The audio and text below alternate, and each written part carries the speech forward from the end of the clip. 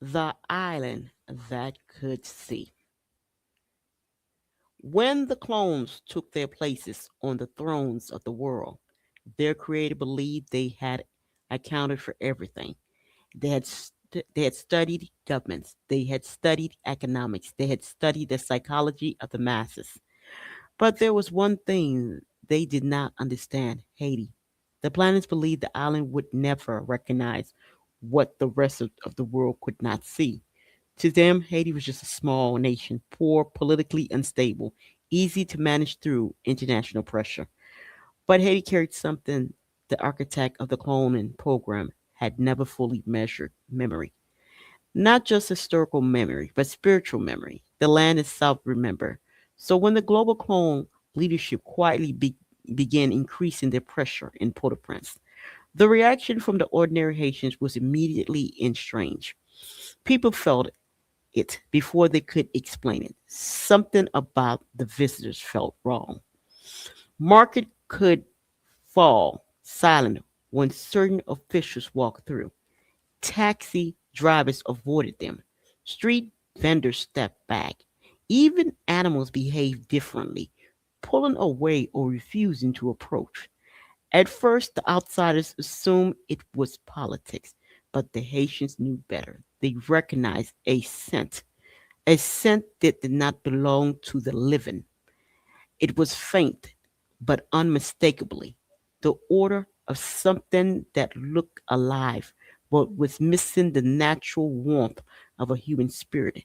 Elders in the neighborhoods whisper that the visitors carried the smell of bodies that had lost their life force, and the Haitians were the first to notice the other sign. Sometimes the clones would freeze for a second in the middle of conversation, in the middle of walking, as if something internal command had paused before restarting again. Visitors from other countries never seemed to notice, but Haitians did. They watched carefully. They observed the stiffness and movement, the delayed response, the way certain officials avoided or stayed too long in the open public space. They also noticed something else. The clones were deteriorating. Some of them moved like machine were on fading power. Others seems to grow weaker by the week. Their eyes loses focus as if whatever force animate them was beginning to break down. The Haitian people began predicting it. Watch that one, someone would whisper in a cafe. He won't last much longer. And often within a week, that official will quietly disappear from the global stage, replaced by another face carrying the same strange presence.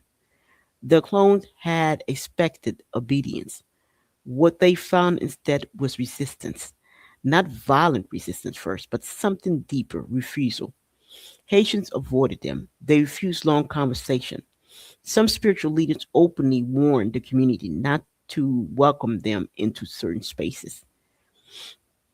Because according to the old island knowledge, beings without true life energy could not hide themselves forever. The body always revealed the truth. Still, the clones kept coming. They believed controlling Port-au-Prince would give them a foothold in a land rich with history and symbolism, spiritualism. But they had miscalculated, because Haiti had always been a place where hidden mystery eventually collapsed. The same land that once overthrew empires seemed to recognize the illusion faster than anywhere else on earth. And now the whispers were spreading beyond the island. If Haiti could see them, how long would it take before the rest of the world began to notice them too? So basically, what we have here, there's a lot of talk about them being clones, right? And there's a lot of talk about the smell that they're emitting. They said smell is horrific. They say it's awful. They said, it reeks. And then also another thing, they're not really talking to the people. So I guess they probably having humans that are not clones that delegate for them. That they talk with these humans that delegate for them via Zoom or something. Like you see photo ups and stuff like that.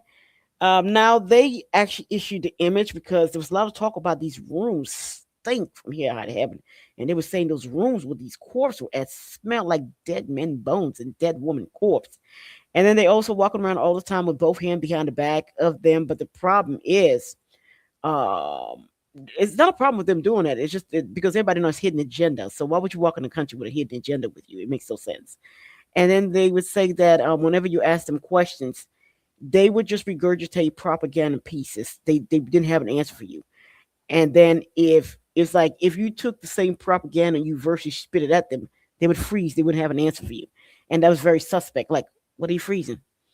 You said emotional. Okay, yeah, I can be emotional. It's my ancestor land.